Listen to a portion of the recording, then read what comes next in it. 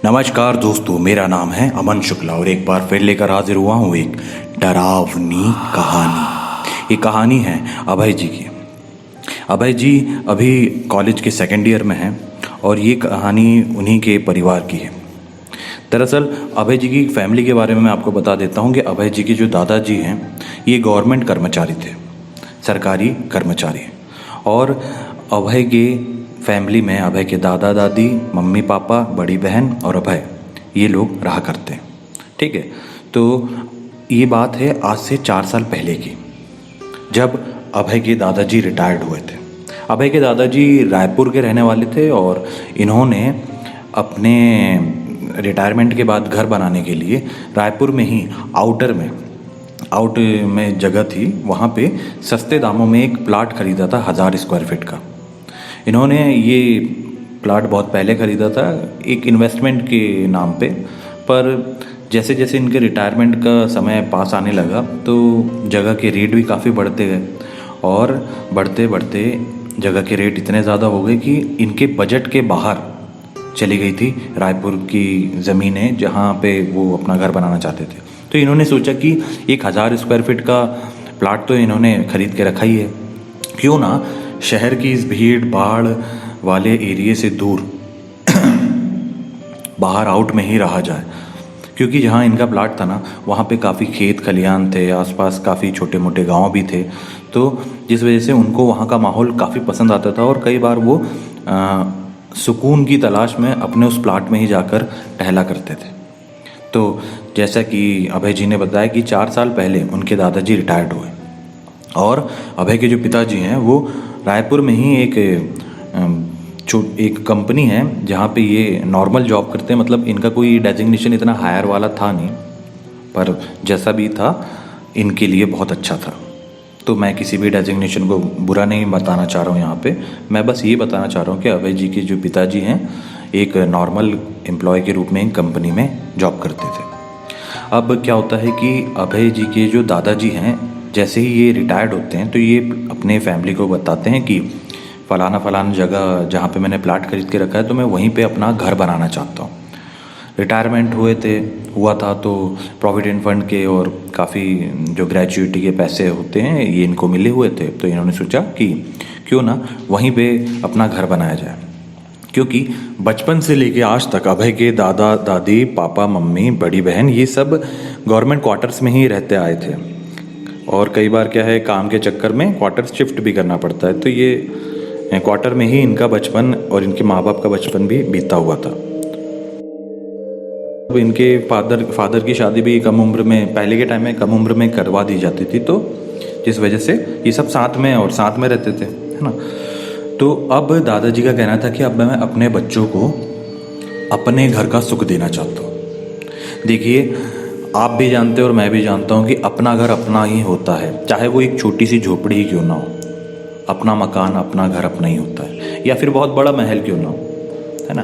तो अपना घर की जो बात है वो अलग ही होती है, चाहे वहाँ लाख कमियाँ क्यों ना हो, लेकिन सुकून मिलता है। तो इसी एक अच्छी सोच के चलते अभय जी के जो दादाजी हैं ये अपना घर वहाँ पे बनने दे देते हैं। इनकी फैमिली वाले सब लोग मिलकर जाते हैं, वहाँ पे भूमि पूजन करवाया जाता है और घर का काम स्टार्ट हो जाता है। इनका जो कॉन्ट्रैक्टर था ये ज़्यादा देर ना करते हुए 6 महीने में इनका जो घर है 1000 स्क्वायर फीट में बहुत बढ़िया आलीशान घर बना के ये इन्हें दे देता है। क्योंकि अभय के दादाजी रिसेंट ही रिटायर्ड हुए थे तो पैसे की इन्हें कोई कमी थी नहीं, तो ये पेमेंट करते गए और इनके घर का काम कभी रुका नहीं। तो जैसा कि आप सब जानते हैं कि जो कॉन्ट्रैक्टर होते हैं इनको आप बाकायदा अपना पैसा पेमेंट करते रहो तो ये फटाफट काम करते हैं, वरना ये काम बहुत ढीला ढाला कर देते हैं और घर मकान बनाने में काफ़ी समय लग जाता है। लेकिन अभय के यहाँ ऐसा कुछ प्रॉब्लम था नहीं, तो इनके दादाजी फटाफट अपना पेमेंट करते हैं और घर इनका 6 महीने में तैयार हो जाता है। घर तैयार होता है और ये लोग घर का बढ़िया से इनॉग्रेशन करते हैं, घर परिवार वाले, फैमिली, रिश्तेदार वालों को बुला के पूजा पाठ करते हैं और अपने घर में नए मकान में शिफ्ट हो जाते हैं। शुरुआत के 2 महीने 3 महीने इनके मकान में काफ़ी अच्छे बीतते हैं, लेकिन ना अब 2 से 3 महीने बाद ना इनके दादा दादी और पापा मम्मी घर में कुछ अजीब अजीब एक्टिविटीज़ महसूस करने लगते हैं। जैसे इनके यहाँ कुछ टाइमिंग नहीं थी, मतलब इनके किचन में से बर्तनों के गिरने की आवाज़ कभी भी, कभी सुबह 7 बजे, कभी दोपहर में, कभी रात में या आधी रात में, ऐसी आवाज़ें आती थी जैसे कोई गुस्से में बर्तन फेंक रहा हो। लेकिन जब इनके माता पिता और दादा दादी जाके किचन में देखते थे तो एक चम्मच भी इधर का उधर नहीं होता था। शुरुआत में ये सब चीज़ें इनके माँ बाप और दादा दादी नोटिस करते हैं, लेकिन ये लोग सोचते हैं कि हो सकता है कि कुछ वहम वहम मान के ये सब बातें नेगलेक्ट करते हैं। फिर धीरे धीरे कभी कभी ऐसा होता था कि जैसे खाना, हम नॉर्मली जो फैमिली वाले मतलब आम आदमी हैं, जो ये सब खाना दिन में एक समय तो ऐसा रहता ही है, रात का समय होता है स्पेशली, कि सब लोग मिल के साथ में बैठ कर ही खाना खाते हैं, है ना। दिन में तो सब अपने अपने काम में लगे होते हैं, तो जिसको जहाँ टाइम मिलता है वो खा लेता है, लेकिन रात में सारी फैमिली मिलकर खाना खाती है। तो ऐसे ही एक बार क्या होता है कि अभय, उनकी दीदी रश्मि, पापा मम्मी दादा दादी सब बैठ के खाना खा रहे होते हैं डाइनिंग टेबल पे। तभी इन्हें क्या होता है कि ऐसा लगता है कि कॉमन बाथरूम जो होता है उसका दरवाज़ा किसी ने गुस्से में बंद किया। ये जैसे ही इन सब की नज़र कॉमन बाथरूम की तरफ जाती है तो इनका जो फर्स्ट फ्लोर का दरवाज़ा था, फर्स्ट फ्लोर में अभय जी का और रश्मि जी का रूम होता है, तो वहाँ से दरवाजे बंद होने की आवाज़ आती है। फिर जैसे ही ये सब अपनी गर्दन घुमाते हैं ऊपर की तरफ, तो इनके जो घर का मेन गेट होता है वो झटके से खुलता है और बहुत तेज़ी से कोई बंद करता है, ऐसा इन्हें लगता है, लेकिन वहाँ पे कोई होता नहीं है। ये घटना जिस दिन हुई उस दिन से ये बातें अभय जी और रश्मि जी ने भी नोटिस करना चालू कर दी, क्योंकि अब तक के जो कुछ भी हो रहा था परिवार वाले मतलब दादा दादी पापा मम्मी बच्चों तक ये बातें नहीं पहुंचने देते हैं कि उनके मन में कोई डर ना बैठे। और इस समय अभय जी भी 10th क्लास में थे, तो घर के बड़े बुजुर्ग यही चाहते थे कि बच्चों के मन में कोई डर ना पैदा हो। अब क्या होता है कि जब ये सब चीज़ें घटनाएं अभय और रश्मि जी भी नोटिस करते हैं तो इनके मन में भी डर बैठ जाता है। और ना ये घटनाएं अब दिन ब दिन बढ़ती चली जाती है। कभी कभी ये घटनाएं साथ में होती थी। लाइट जो होती है ना, जैसे जब वोल्टेज कम होता है तो कैसी डीम हो जाती है, लाइट्स फ्लक्चुएट होने लग जाती हैं, किचन में से बर्तनों की गिरने की आवाज़ आती है, दरवाजे बंद होने लगते हैं। Typical Hindi movie scene. हालांकि जो हिंदी मूवीज़ में भी दिखाया जाता है ना, अपनी हॉरर मूवीज़ में, वो सब घटनाएं भी कहीं ना कहीं तक सच होती है। कोई भी मन से नहीं सोचता है कि भूत आएगा तो लाइट बंद कर देगा, दरवाजे ठोकेगा, बर्तन फेंकेगा, ऐसा कुछ नहीं होता। लोगों के साथ बीता होता है ये सब। उन्हीं बातों को सुनकर मूवीज़ में ये सब चीज़ें डाली जाती है। हालांकि मूवीज़ में काफ़ी बढ़ा चढ़ा कर बता दिया जाता है, उतना होता नहीं है, लेकिन जिनके साथ वाकई में ये सब होता है उनके लिए ये सब घटनाएं बहुत ही डरावनी होती है, जो कि अभी अभय जी और उनकी फैमिली झेल रही थी। ये लोग 3 से 4 महीने तक इन सब हरकतों से काफ़ी परेशान हो जाते हैं। अभय जी के पापा मम्मी दादा दादी अपने पहचान के पंडित जी को बुलाकर यहाँ पे काफ़ी पूजा पाठ भी करवाते हैं।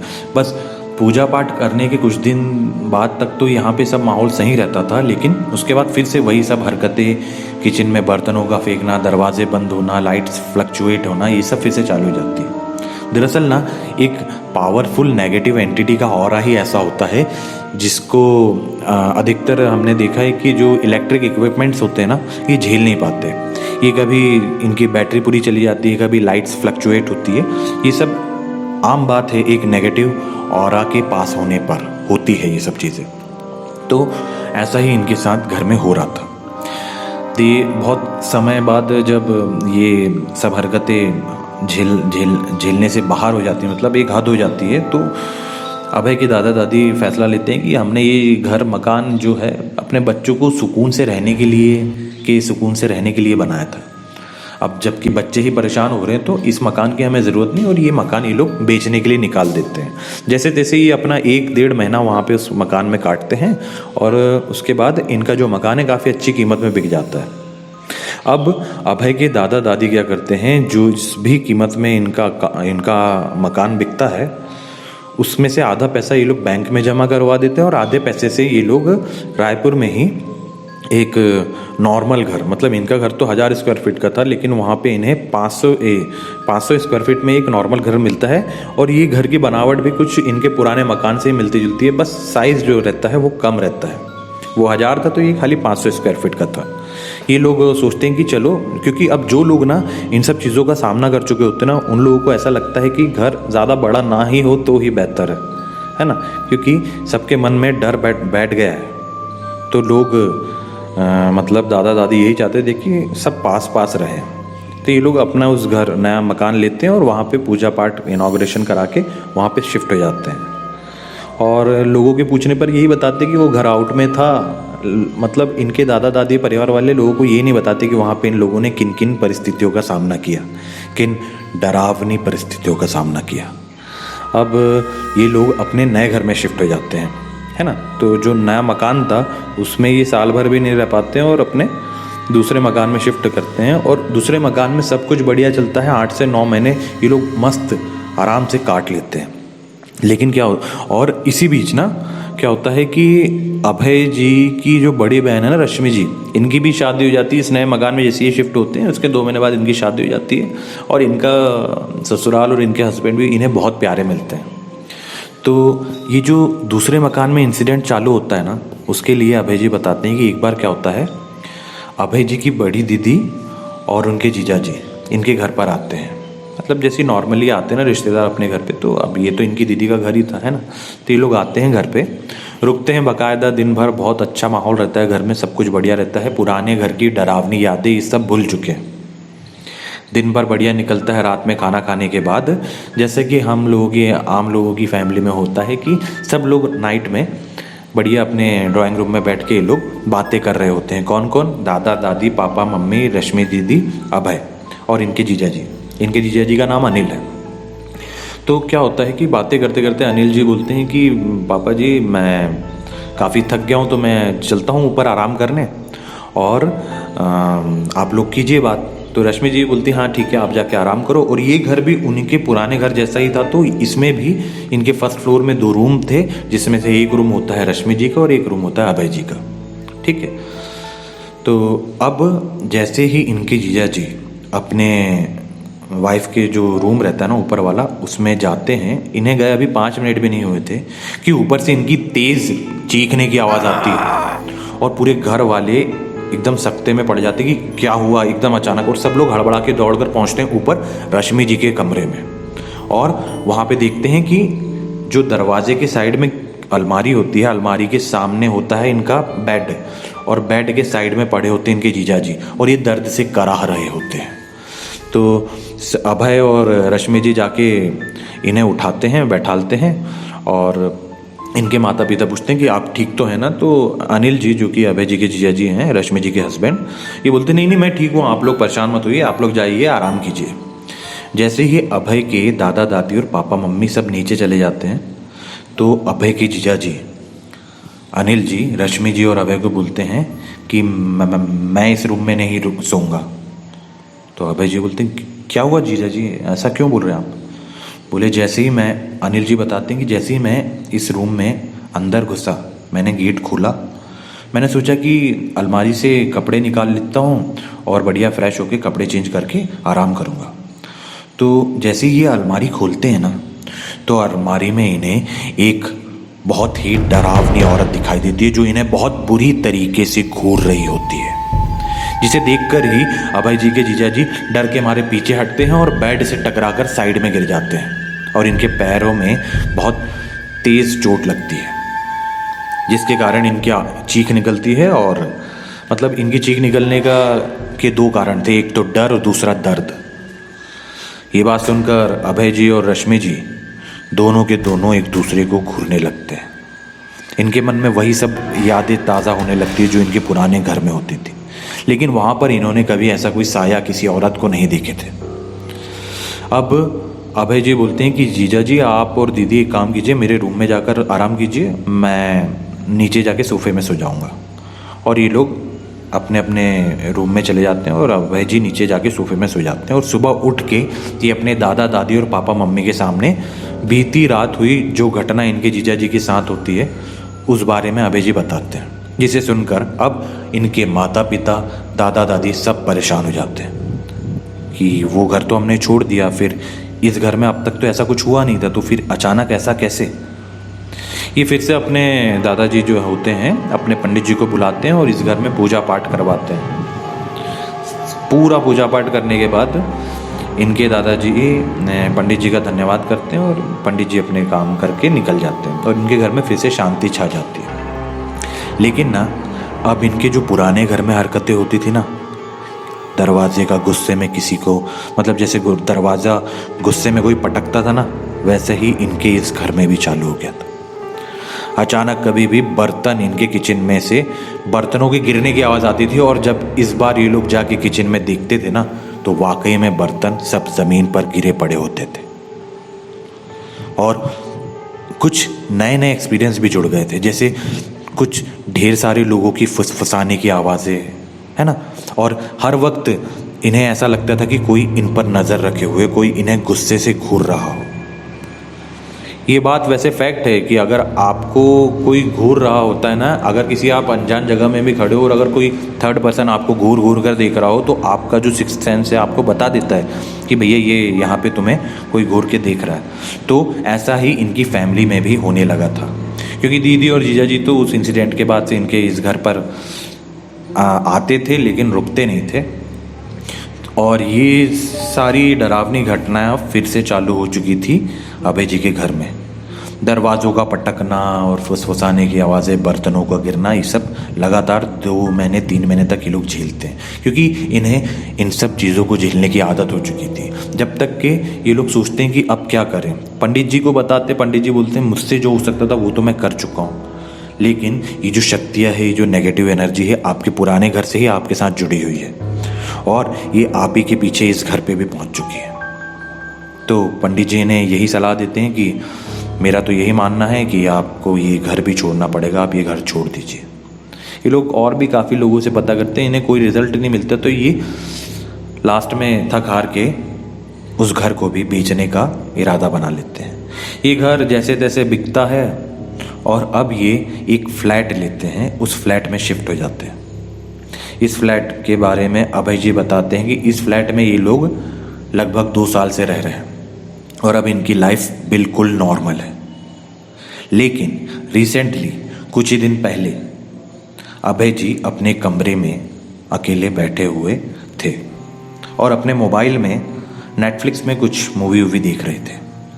इनके पापा, मम्मी, दादा, दादी सब अपने अपने रूम में थे। 3 BHK का इनका फ्लैट था और जिन परिस्थितियों में ये लोग यहाँ पे शिफ्ट हुए हैं तो इनके घर परिवार में रिश्तेदार सब लोग अब जान चुके कि इनके साथ ऐसी ऐसी कुछ मैटर हुआ था, भूत प्रेत वाला, जिस वजह से ये लोग यहाँ पर हैं। 2 साल से सब कुछ बढ़िया चल रहा था। अभय जी अब अपने कॉलेज के 2nd ईयर में है, लेकिन ना रिसेंटली अभय जी के साथ क्या होता है, जब अपने रूम में बैठ के मोबाइल में नेटफ्लिक्स में कुछ मूवी एंजॉय कर रहे होते हैं, तभी इन्हें एकदम से ऐसा लगता है जैसे कोई इन्हें घूर घूर कर देख रहा है।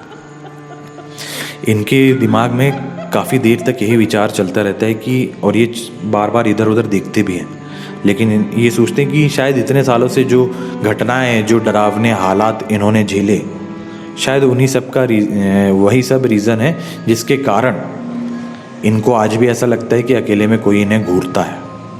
लेकिन ना तभी इनकी नज़र इनकी खिड़की पर जाती है और खिड़की पे जैसे ये इनकी नज़र जाती है तो ये देखते हैं कि वहाँ पर कोई अजीब सा चेहरा इन्हें घूर रहा होता है और ये उस चेहरे की पिक्चर लेते हैं, मतलब फ़ोटो खींचते हैं। जो फ़ोटो इन्होंने मुझे भी सेंड करी है, फ़ोटो स्क्रीन पर चल रही होगी, आप देख सकते हैं। इन्होंने 2-3 फ़ोटो मुझे जो सेंड करी है वो मैंने स्क्रीन में शेयर करी है आप लोगों से।